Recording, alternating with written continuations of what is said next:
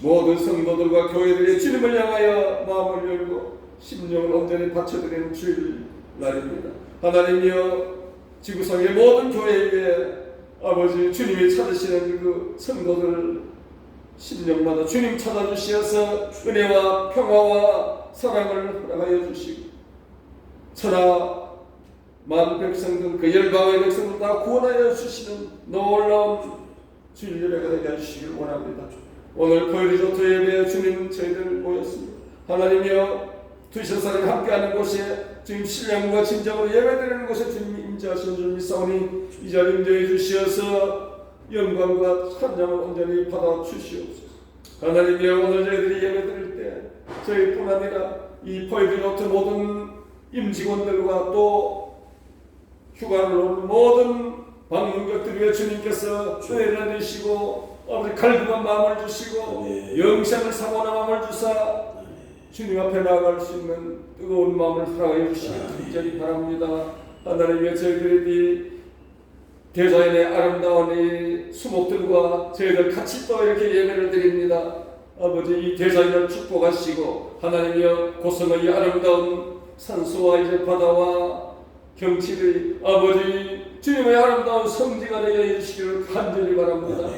하나님의 아름다운 거룩한 곳, 생명이 있는 곳, 대자연에 살아 숨쉬는 곳에 영원히 갈급한 모든 아버지 도시에 있는 대도시에 있는 사람들이 이곳에 와서 예배드릴 수 있는 날이 속히 임하여 주시기를 간절히 바랍니다. 지금도 아버지 예배를 사모하는 자들이 있으면 발걸음을 재촉해 하여 주시기를 원합니다. 하나님 아버지, 우리 이 곳은 속초지역은 주여 접촉 지역입니다.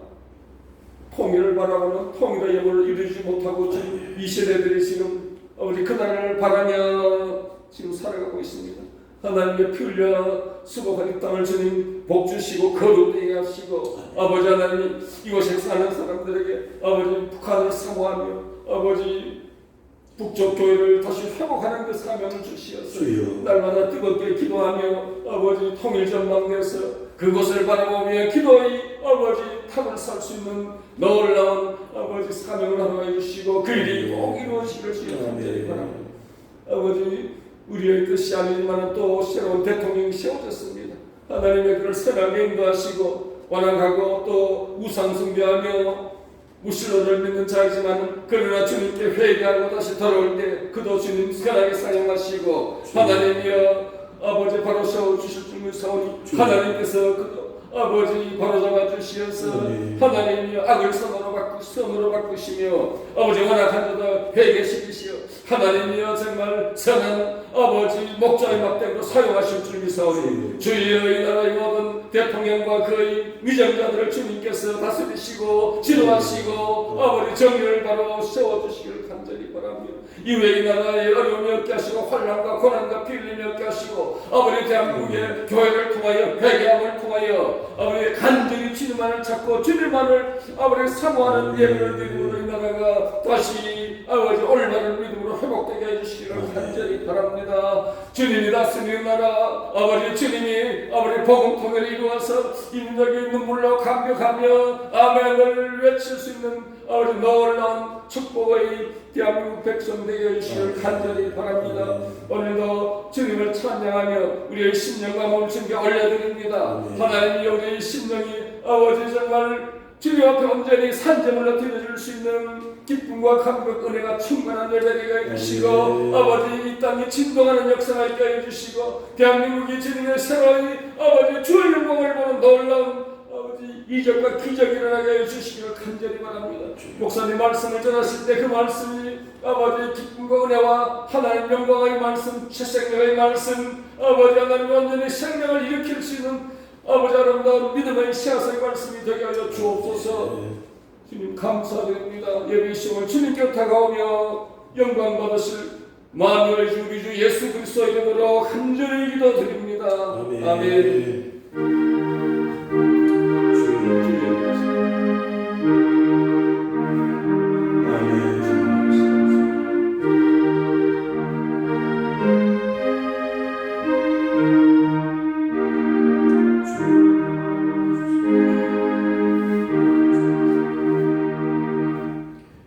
오늘의 말씀은 창세기 5장 21절 24절 말씀입니다. 창세기 5장 21절 다 같이 읽겠습니다. 에녹은 65세에 무두셀라를 낳았고 무두셀라를 낳은 후 300년을 하나님과 동행하며 자녀를 낳았으며 그는 365세를 살았더라. 에녹이 하나님과 동행하더니 하나님이 그를 데려가셔서 세상에 있지 아니하였더라. 아멘. 하나님께 찬양을 드리겠습니다. 408장 찬양입니다.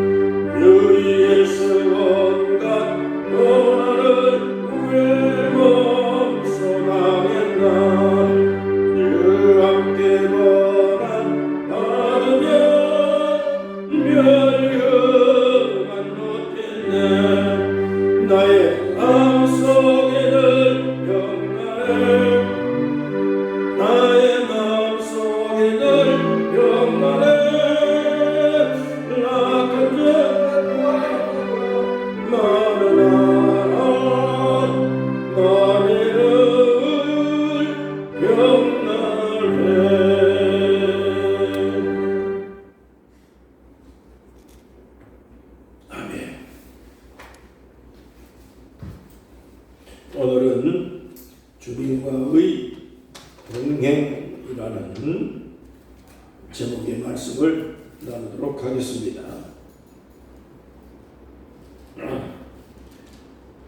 앞에 보시면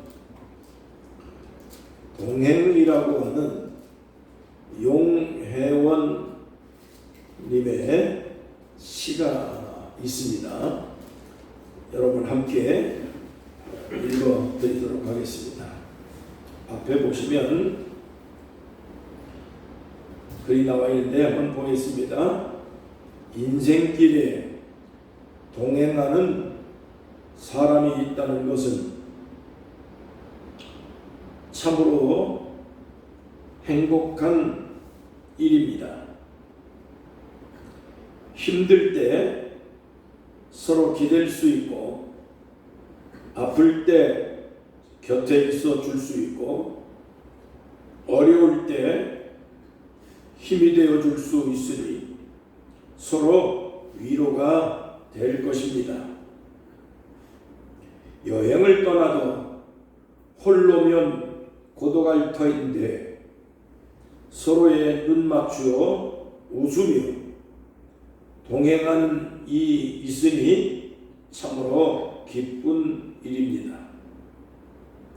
사랑은 홀로는 할 수 없고 맛있는 음식도 홀로는 맛없고 멋진 영화도 홀로는 재미없고 아름다운 옷도 도와줄 사람이 없다면 무슨 소용이 있겠습니까? 아무리 재미있는 이야기도 들어줄 사람이 없다면 독백이 되고 맙니다. 인생길에 동행하는 사람이 있다면 더 깊이 사랑해야 합니다. 그 사랑으로 인하여 오늘도 내일도 행복할 수 있습니다.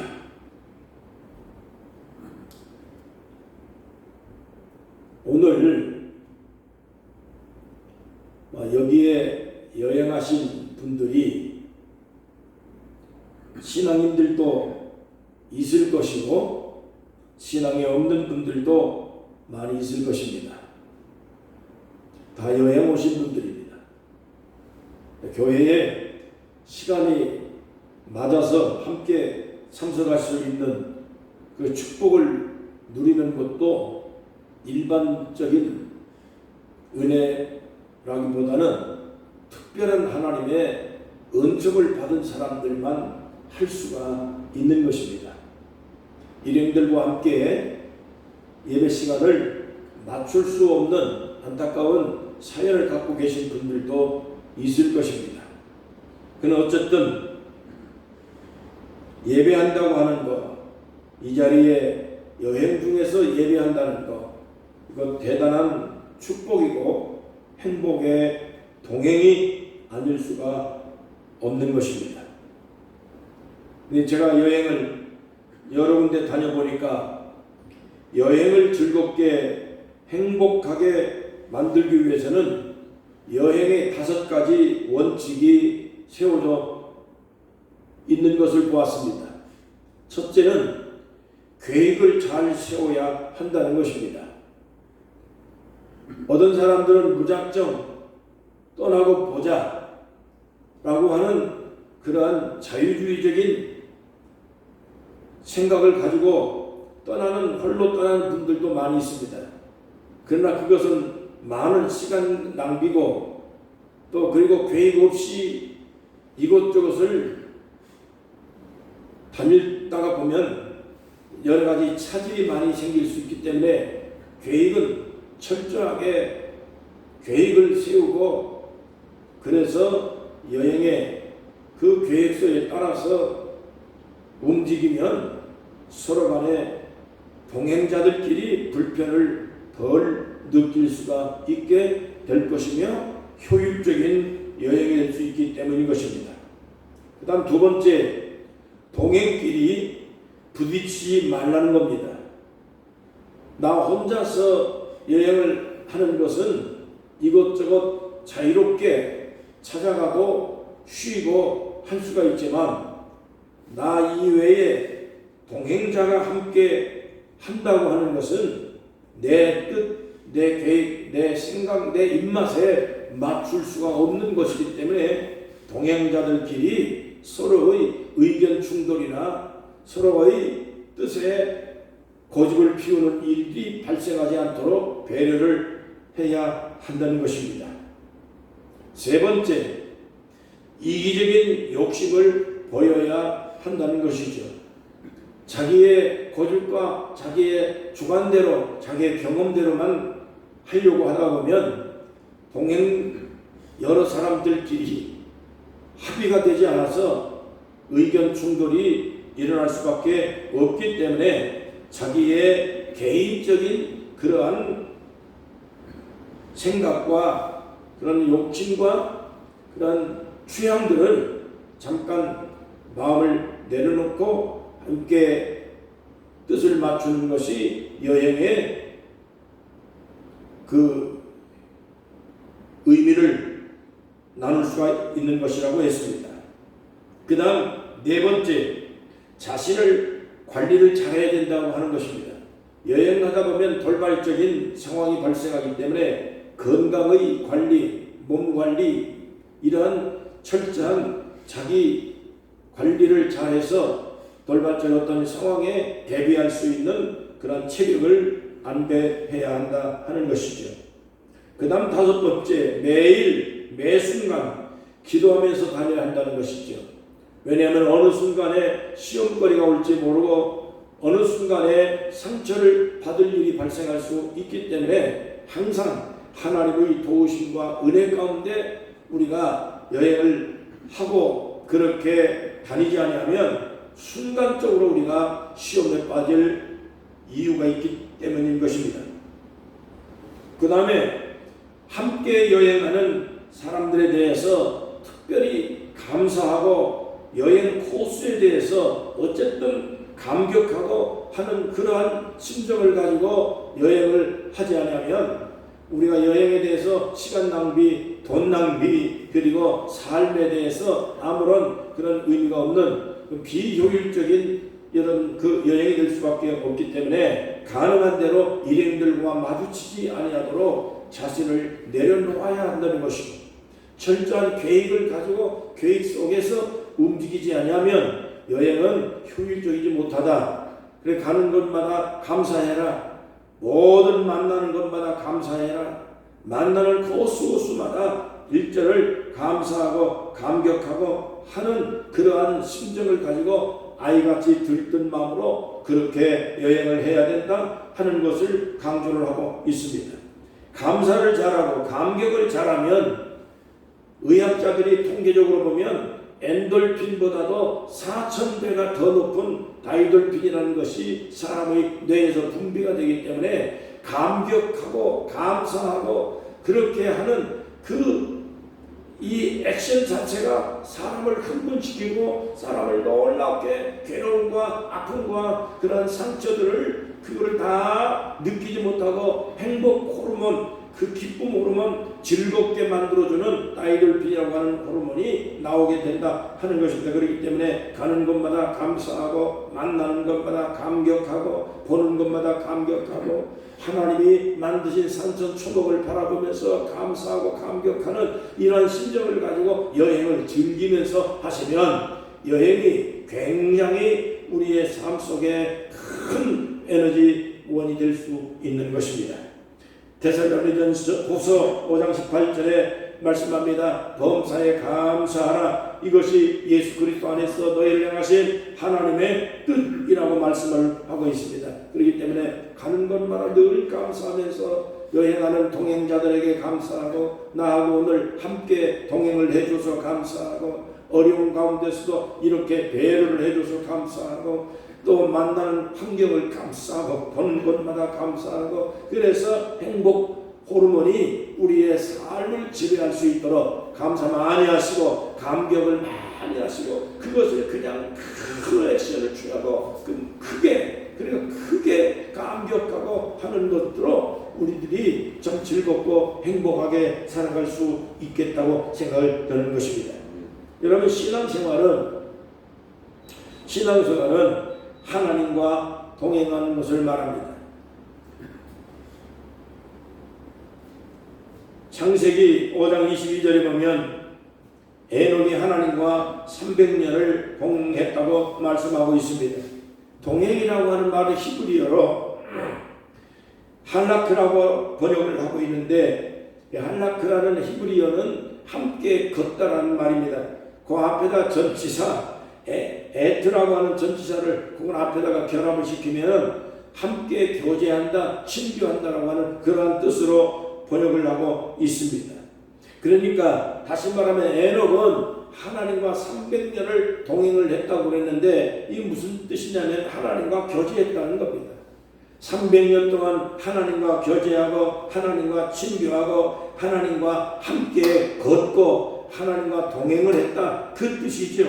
하나님과 교제하면서 하나님을 가까이 하면서 하나님과 함께 걷고 살아가는 삶 자체가 하나님과 동행을 보조를 맞추면서 그렇게 살았다라고 하는 의미로 여러분 에녹은 하나님과 300년을 동행하고 살았다고 그랬습니다.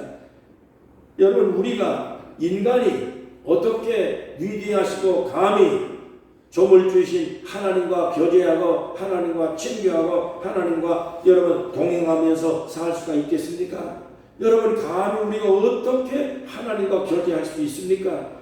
이 시편 50편 15절에 보니까 하나님께서 인간을 창조할 때 창조의 목적 하나님이 인간을 부르실 때 하나님이 부르시는 목적이 기록되어 있는데 보니까 나와 나의 백성이 예배 언약을 맺었다라고 말씀하고 있습니다. 하나님이 우리를 왜 창조했느냐, 하나님이 사람을 왜 하나님의 자녀로 불렀느냐, 그 가장 중요한 핵심 목적은 하나님께 예배드리기 위한 목적이라고 말씀했습니다. 하나님을 예배하는 것이 하나님과 교제하는 겁니다. 하나님을 예배하는 것이 하나님과 친교하고 하나님과 우리가 가까이 할 수 있는 가장 유일한 방법은 예배에 있다고 하는 것입니다. 구약 성경에 성전을 회막이라고 그렇게 부릅니다. 회막이라는 말은 meeting place, 만남의 장소라는 뜻입니다. 이 성막은 성전은 하나님과 사람이 만나기 위한 장소로 구별되어진 곳을 성전이라고 얘기를 했습니다.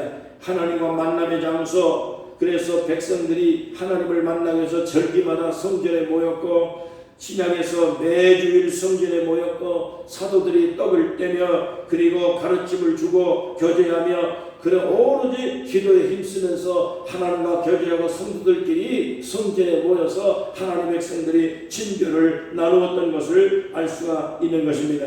히브리서 10장 25절에 보면 마지막 말세에 많은 사람들이 모이기를 패한다고 그랬습니다. 그러나 그런 것들을 볼 때마다 너희는 모이기를 패하는 저 사람들의 습관을 따라하지 말고 모이기를 더 힘써서 하나님을 가까이 해야 된다고 말씀하고 있습니다. 그것은 무슨 뜻이냐면 말세에는 많은 사람들이 하나님과 교제가 끊어지고 하나님과 멀어지고 하나님과 동행하기를 싫어합니다. 개인적인 이기적인 생각으로 자기의 뜻대로 살아가기를 힘쓰는 것이 말세 현상입니다. 그러나 그런 것들을 볼 때마다 너희는 그들의 습관을 본받지 말라 그랬습니다. 그렇기 때문에 예배는 하나님과 교제하는 겁니다. 하나님과 가까이 하는 겁니다. 하나님과 동행하는 겁니다. 그런 예배를 멀리한다는 것은 다른 말로 얘기하면 하나님과 교제가 끊어졌다는 것입니다. 하나님을 섬기지 않고 하나님과 멀어지고 하나님과 동행하지 않는다는 의미를 갖고 있는 것이 됩니다. 그러므로 우리는 하나님을 가까이 하기 위해서는 반드시 예배를 멀리하면 안 됩니다. 예배를 멀리하면 하나님과도 멀어질 수밖에 없다는 것을 알 수가 있는 것입니다. 여러분 여행 와서 이곳에서 많은 사람들이 아침에 내가 보니까 아주 많은 차들이 꽉꽉 찼습니다. 거기에는 기독교인들도 있을 겁니다. 분명히 신자가 있을 겁니다.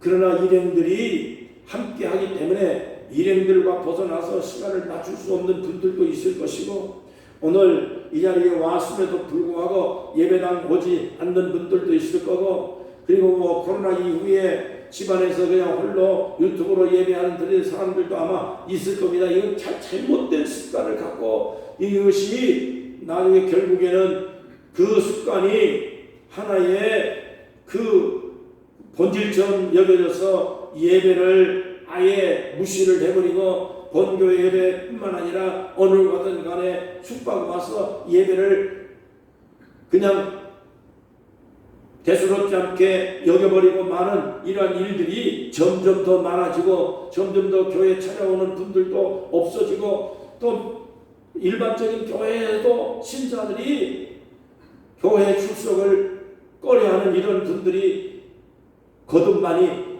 많아지고 있다고 하는 이러한 통계들을 보면 참으로 말세에는 분명히 하나님의 말씀하신 대로 이 예배를 멀리하고 예배 모이기를 힘쓰지 않는 이러한 일들이 곧 만들어지고 있는 것은 안타까운 사실인 것입니다. 그런 때문에 우리는 그런 것들을 볼 때마다 그런 사람들의 습관을 본받지 말고 예배드리기를 힘쓰며 하나님을 가까이 하는 그러한 신앙으로 우리가 말세를 이겨 나가야 될 줄로 믿는 것입니다. 아브라함은 가는 곳마다 머무는 곳마다 제단을 쌓았습니다. 그래서 우리가 그 이집트로부터 이스라엘 그 성지 순례를 하는 코스를 볼 때 요르단 쪽으로 이 성지 순례를 가게 되는데 그 요르단을 향해서 가게 되어지면 그 아브라함이 이동의 경로가 있습니다. 그 경로를 따라서 가는 길을 갖다가 우리는 킹 오브 로드라고 얘기를 합니다. 왕의 도로 하나님께서 예배드리는 그 아브라함이 머무는 곳마다 가는 곳마다 예배를 드리고 제단을 쌓았습니다. 그래서 요르단으로 향해서 나가는 길에 그 킹 오브 로드를 그 길을 따라가면 아브라함이 머물러서 제단을 쌓았던 그 군데군데를 발견해서 그 견학을 할 수가 있는 것입니다. 아브라함은 가는 곳마다 여호와 이름을 불렀습니다. 제단을 쌓았습니다. 하나님과 함께했습니다. 하나님과 동행했다는 것입니다. 그래서 하나님께서는 아브라함을 놀라운 축복의 사람으로 만들어서 민족의 조상으로 만들었고 뿐만 아니라 아브라함은 그 자손들 엄청난 축복을 받아서 오늘날 유대인의 조상이 바로 되어진 것입니다. 아브라함은 부르심을 받았을 때 아버지 그 집에서 나올 때 혈혈단신으로 나왔습니다. 빈손으로 나왔습니다. 가난하게 출발했습니다. 그렇지만은 하나님을 예배하기를 힘쓰고 기도하기를 힘쓰며 하나님을 섬기기를 힘썼더니 결국에 오랜 세월 후에 뿌려진 씨앗이 살아나서 그것이 작은 씨가 큰 열매를 맺듯이 아브라함의 시작이 하나님과 교제하고 하나님을 예배하는 것으로 그 삶을 중심을 잡았더니 결국에 하나님은 놀라운 축복을 받아서 뿐만 아니라 말년에 복을 받았고 자손들까지 엄청난 복을 받고 아브라함의 씨가 결국에 오늘날 세계를 통치하고 지배하고 여러분 감당할 수 있는 민족으로 오늘날 그렇게 하나님의 축복을 받았게 되는 것입니다. 여러분 오늘 우리는 이렇게 우리가 예배를 힘쓰고 하나님과 동행하기 힘쓰고 하나님과 교제하기를 힘쓰고 하나님을 가까이 하기를 힘써서 아브라함과 같은 축복의 삶을 살아갈 수 있기를 주의 이름으로 간절히 축복합니다. 두 번째로 동행을 하려면 반드시 두 사람 이상이 함께하기 때문에 보조를 맞추어야 합니다. 농촌에서 밭을 갈 때 황소 한 마리하고 암소 한 마리하고 두 마리가 짝을 지어서 멍에를 같이 메고 밭을 갈게 됩니다. 그런데 이 두 마리가 보폭을 맞춰서 가야만이 쟁기질이 잘 되는 것입니다. 한 마리가 다른 소보다 빨리 간다든가 아니면 견눈질해서 옆길로 샌다든가 하면 쟁기를 잡고 그걸 하는 그 쟁기가 한쪽으로 빙 돌아가지고 그 밭고랑을 갈 수가 없는 것입니다. 그렇기 때문에 농촌에서 쟁기질하는 것이 우리가 그걸 볼 때 쉬운 것 같은데 결코 그게 쉬운 일이 아닙니다. 이제 두 마리가 반드시 보조를 맞추고 보폭을 맞추고 한 마리가 절대로 옆길로 새도 안 됩니다. 그렇기 때문에 두 마리를 동시에 맞추어서 밭을 갈게 만들어야만이 되는 것이기 때문에 농촌에서 어른들이 이 쟁기질하는 것이 보통 쉬운 게 아니고 보통 실력이 아닌 것입니다. 마태복음 11장 29절에 보니까 예수님께서 말씀합니다. 나는 마음이 온유하고 겸손하니 누구든지 나의 멍에를 와서 내게 배우라고 말씀하고 있는 것입니다. 여러분 오늘 우리가 주님의 멍에를 맨다는 것은 무엇을 의미합니까? 주님과 함께 우리가 보폭을 맞추어 살아가는 것을 의미하고 있는 것입니다. 이것이 신앙생활입니다. 주님하고 보폭을 맞추는 겁니다. 견눈질하지 아니하고 곁길로 빠지지 아니하고 주님이 가는 길에 내가 함께 보조를 맞추어서 발 맞추어서 가는 겁니다. 주님 가는 곳에 내가 가고 주님과 함께하는 그러한 삶을 살아가는 것을 우리는 주님의 멍에를 맨다고 그렇게 얘기하는 것입니다. 둘이 함께 걸어가는데 함께만 빨리 간다고 절대로 되는 거 아닙니다. 둘이 함께 갈 때는 이리 가고 저리 가고 내 고집대로 그렇게 하다가는 절대로 동행할 수가 없는 것입니다. 제가 개를 한 마리 키워보니까 이 강아지가요 멀리 가다가 풀어놨더니 열심히 막 뛰어가더라고요. 한참 가더니 안 보일 정도까지 뛰어가더라고요. 그러다 보니까 어디 갔나 했더니 가다가 딱 서가지고 내가 오는지 안 오는지 뒤를 다 돌아보고 그 다음에 가만히 있었다가 오는 것을 확인하고 난 다음에 또 뛰어가고 그만큼 또 가다가 절대로 이게 곁길로 안 셉니다. 내가 오는지 안 오는지 확인하고 난 다음에 또 뛰어가고 내가 안 보이면 가다가 다시 돌아와서 나하고 보조를 맞춰서 가는 것을 그걸 목격을 했습니다. 이런 미물의 짐승들까지도 그 주인과 함께 보폭을 맞춰 가는데 여러분 오늘 우리의 생명의 구원이신 예수 그리스도와 함께 하나님과 함께 나의 삶을 나누고 나의 모든 생각을 나누고 나의 모든 그러한 계획들을 함께 나누고 보폭을 맞추고 뜻을 맞추고 이렇게 살아가는 것이 당연한 신앙생활 아니겠습니까? 한 사람이 다른 고집을 피우고 다른 길로 가자고 고집을 피우면 동행은 어렵습니다. 그렇기 때문에 우리가 주님과 함께 신앙생활하는 그런 삶의 모든 중심은 예수님과 함께 보폭을 맞추는 겁니다. 삶을 맞추고 뜻을 맞추고 계획을 같이 의논하고 그래서 하나님과 함께 나의 삶을 살아간다라고 하는 그러한 중심을 바로잡고 나아가는 것이 주님과 동행하는 것입니다.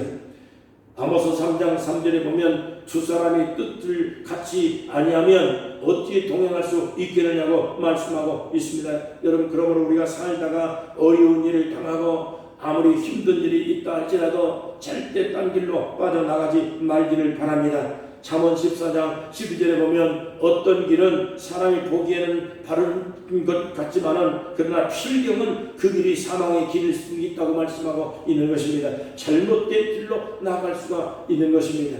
사람이 아무리 자기가 생각할 때 그 길이 올바른 것 같고 그 길이 자기의 판단에 바른 길 같아도 주님이 보실 때에 바르지 못한 길일 수 있기 때문에 반드시 주님과 의견을 나누고 주님의 뜻에 따라서 우리가 함께 살아가게 되면 잘못된 길로 빠지는 일은 없을 것입니다. 여러분 사람이 살아가는 동안에 70년 적어도 80년까지 우리가 평균적인 연령을 살아갑니다. 지금은 100세까지 혹은 120세까지 산다고 그렇게 얘기하고 있는 것입니다. 120년 살고 100년을 살고 내가 살아보니 80년 산다는 거 그게 쉬운 일이 아닙니다. 80고비에 넘어오는 동안까지 죽을 고비를 몇 고비를 넘겼습니다.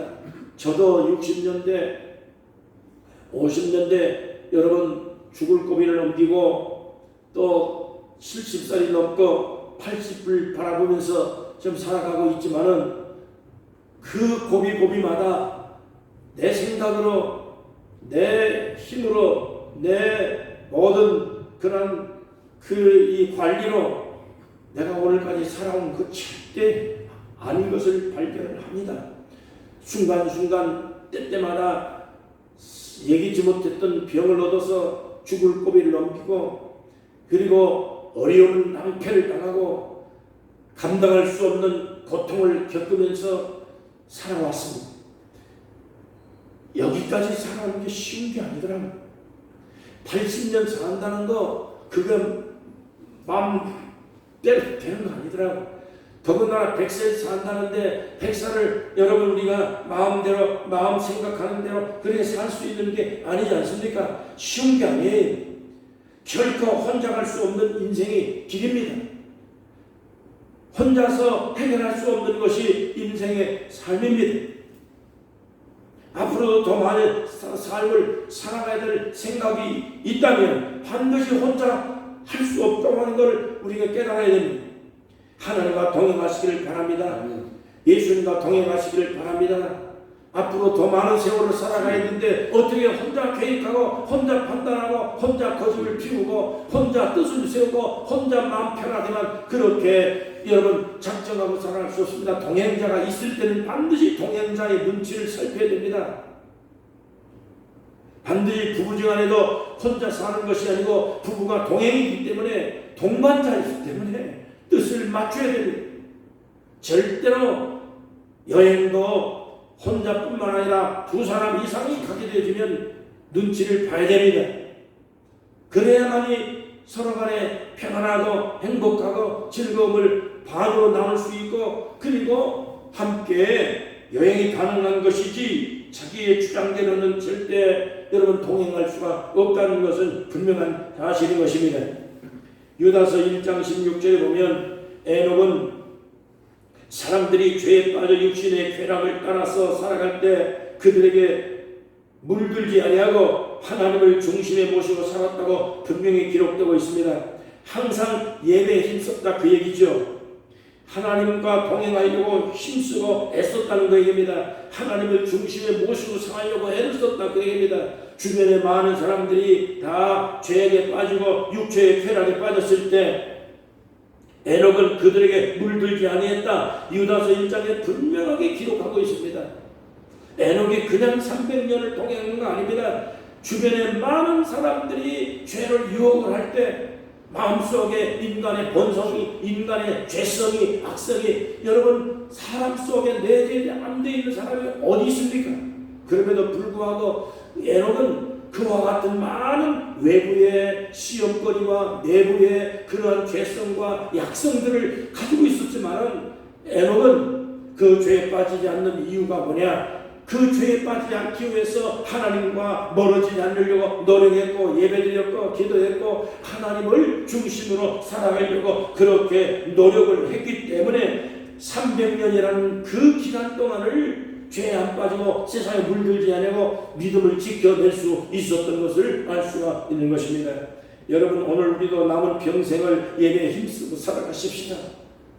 남은 평생을 300년이든 200년이든 아니면 80년이든 앞으로 사는 날 남은 기간 동안에도 하나님과 함께 보조를 맞추고 하나님과 동행하고 하나님을 가까이 하고 살아가는 예배에 힘쓰는 삶, 하나님을 중심으로 살아가는 그러한 삶을 살아가는 것이 여러분 우리 그리스도인들이 신앙생활을 하는 것입니다. 이것이 말세를 이해할 수 있는 축복의 삶인 것입니다.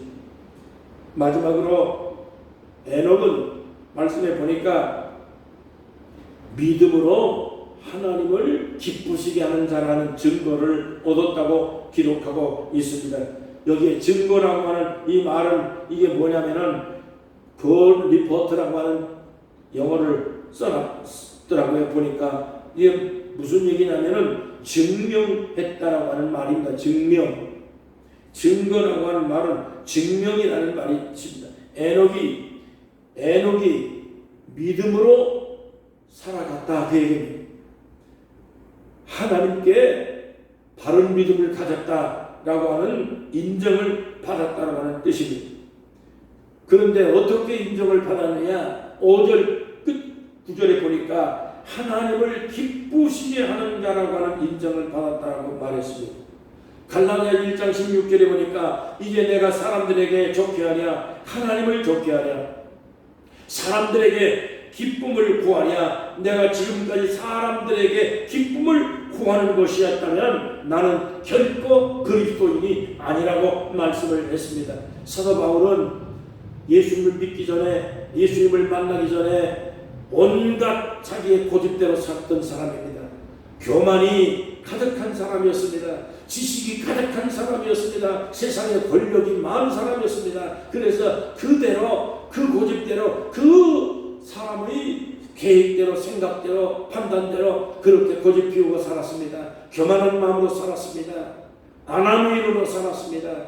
그러다가 성령을 받고 예수님의 부름을 받고 난 다음에 하나님 앞에 겸손해졌습니다. 낮아졌습니다. 예수님만을 영광 돌리게 하고 예수님이 영광 받으시고 기뻐하신다면은 자기에 있는 모든 세상의 것들 다 배설물처럼 버릴 수 있다고 분명히 그렇게 고백을 하고 그렇게 했습니다.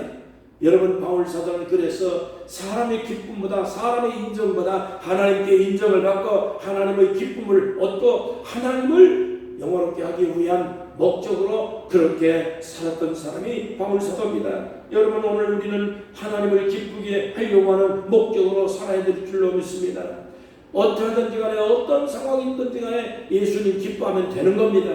하나님 기뻐하면 되는 것입니다. 사람들이 인정을 하든 안 하든 그 사람들이 어떤 평가를 하든 말든 내 중심이 하나님께서 떠나지 아니하면 그것은 바른 신앙입니다. 하나님을 기쁘게 할 수 있는 삶을 여러분 중심으로 살아갈 수 있기를 주 여러분으로 축원합니다. 조영기 목사님께서 기도 응답에 대한 3가지 원칙을 강조한 부분이 있었습니다. 첫째로 아무리 열심히 기도하고 아무리 오랫동안 기도해도 3가지에 딱 맞아야만이 그것이 기도의 응답의 결과라고 얘기했습니다. 첫째, 기도에 대한 이 결정이 하나님께 영광이 되느냐, 하나님께 영광이 되지 않는 것이라면 절대로 그것은 하나님의 뜻이 아니다. 기도해서 이것이다 라고 결정을 내리지 말라고 그랬습니다. 여러분, 40일 금식 기도를 하든 100일을 하든 1년을 기도하든 간에 아무리 부르짖고 기도해도 여러분, 우리가 사업을 할 때나 무슨 일을 할 때 무슨 결정을 할 때 반드시 이것이 하나님께 영광이 되는가, 하나님이 기뻐하는 일인가, 그 부분에 대해서 반드시 판단을 하고 결정을 해야 되는 것입니다. 그 다음에 2번째, 이 일이 내가 계획한 일이 내가 구하고 기도했던 그 기도의 내용이 이게 결코 이웃 사람들에게 도움이 될 수 있는가, 유익이 될 수 있는가, 이웃 사람들을 해를 끼치는 것이라면 결코 하나님의 응답이 아니라는 겁니다. 하나님의 뜻이 아니라는 거죠. 이웃을 해를 끼치면서 하나님은 나에게 응답해 줄 리가 없는 것입니다. 그렇기 때문에 이웃에게 도움이 되고 이웃에게 유익이 될 수 있는 그러한 부분들을 우리가 하나님의 축복으로 생각하는 것이지, 이웃을 짓밟고 이웃에게 상처를 주면서 우리가 하나님의 도움과 은혜와 축복을 받을 일은 없다, 그 얘기입니다. 그 다음 3번째, 기도해서 여러분 응답받는 가장 중요한 것은 하나님께 영광이 되고 이웃들에게 도움이 되고 그 다음에 기도하는 본인 자신의 마음속에 평화가 오느냐, 내 마음속에 안정이 오고 평화가 오고 기쁨이 오고 희망이 넘치느냐, 그것을 마지막 결정으로 삼아야 된다고 그랬습니다. 내 마음에 평안이 없고 내 마음에 기쁨이 없어요, 내 마음에 확신이 없어요, 내 마음이 두근거리고 불안하고 여러분 평안이 없다면 절대로 그 일을 해서는 안 되는 것입니다. 그래서 기도할 때 반드시 이 3가지 원칙을 따라서 하나님이 내게 축복을 주는가 안 주는가, 이게 하나님의 은혜인가 아닌가, 이게 판단을 내야지 내 계획대로 내 생각대로 여러분 진벽을 가지고 집착을 해서 하나님의 뜻이 아닌데도 불구하고 내 마음에 평안이 없는데도 불구하고 고집을 피우고 여러분 그 일을 하다가는 결국엔 낭패를 볼 수밖에 없는 것을 수도 없이 많이 목격을 했기 때문에 여러분이 이 3가지 원칙을 가지고 하나님의 은혜를 여러분 누리고 축복의 삶을 살아갈 수 있기를 주 여러분으로 축복합니다. 노아가 120년 동안 방주를 지을 때 사람들이 왕따를 지켰습니다. 욕을 많이 했습니다. 비난을 많이 했습니다. 얼마나 많은 여러분 비난을 받았습니까? 그러나 그럼에도 불구하고 하나님의 영광이 되는 것이기 때문에, 방주를 짓는 것이 하나님의 뜻이었기 때문에 그런 손해를 당하면서도 노아가 끝까지 방주를 지었던 것입니다. 그래서 홍수가 났을 때 여러분 그 많은 사람들이 다 홍수의 심판을 받았지만은 노아는 그 식구들과 함께 구원을 받을 수가 있게 된 것입니다. 오늘날 뉴스를 보니까 참으로 기가 막힌 세상입니다. 세상이 정말로 어수선합니다. 오래전부터 이스라엘 땅에 전쟁이 일어나게 되어지면 세계 3차 전쟁이 일어날 것이고 핵전쟁이 일어날 것이라고 주시해보라고 그렇게 많은 학자들과 신학자들과 정보학자들과 미래의 모든 정치인들이 이구동성으로 다 얘기했습니다. 그러나 그러한 일들이 현실로 지금 다가오고 있습니다. 이스라엘의 전쟁이 지금 폭발하고 있습니다. 언제 어느 순간에 끝날지 알 수 없는 아주 위기 촉발 상태에 놓여 있습니다.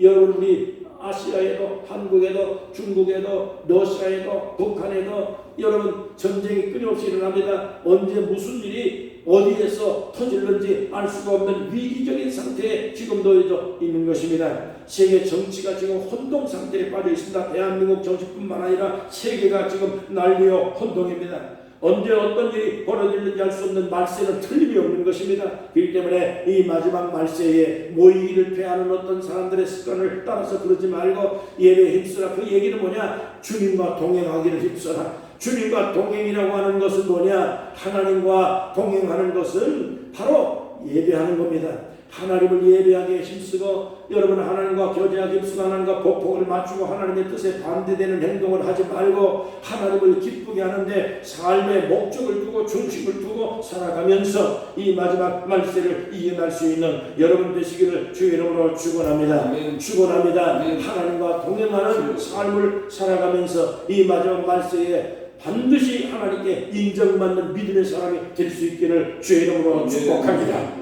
전능하신 우리 아버지 하나님, 오늘도 에녹이 300년 동안 주변의 많은 사람들이 육체의 소욕을 따라서 정욕을 따라서 세상의 모든 풍파에 따라서 이리 흔들리고 저리 흔들릴 때에 그럼에도 불구하고 하나님과 동행하기를 힘쓰고 예배하기 힘쓰고 기도하기 힘쓰고 하나님과 함께 삶의 복폭을 맞추면서 뜻을 따라서 살아가는 것처럼 오늘 우리의 삶을 하나님의 말씀에 따라서 순종하고 주님과 복폭을 맞추고 주님의 뜻에 따라서 살아갈 수 있는 믿음의 사람 되게 하여 주옵소서. 이 세상이 혼동에 빠졌습니다. 전 세계가 지금 혼동이여 난리입니다. 난리에 난리를 치고 아버지 하나님 이 고통 속에서 많은 사람들이 위기에 하나님 아버지 처해져 있습니다. 불안에 처해져 있습니다. 그럼에도 불구하고 우리는 하나님께서 우리와 함께 계신 줄로 믿고 우리는 하나님과 함께 살아가는 그리스도인들입니다. 주님과 우리의 삶의 복폭을 맞추고 보조를 하고 주님과 동행합니다. 주님 우리 곁을 떠나지 않고 항상 함께 계셔서 이 마지막 말세를 승리하는 신앙의 사람 되게 하여 주옵소서. 우리뿐만 아니라 우리의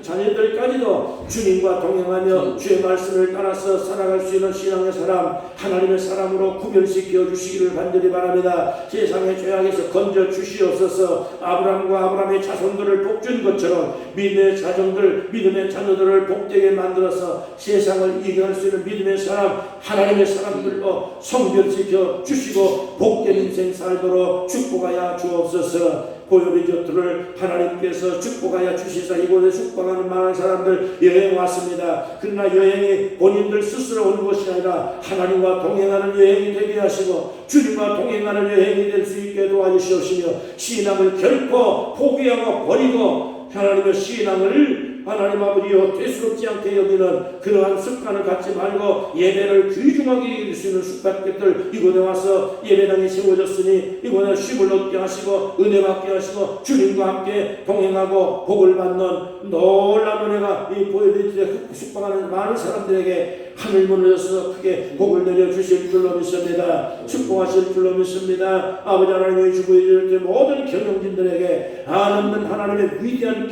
역사와 경영의 하나님의 놀라운 획기적인 역사가 일어나도록 우리 아버지여 큰 복을 내려 주실 줄로 믿습니다. 예수님의 이름으로 간절히 축복하며 기도합니다. 아멘.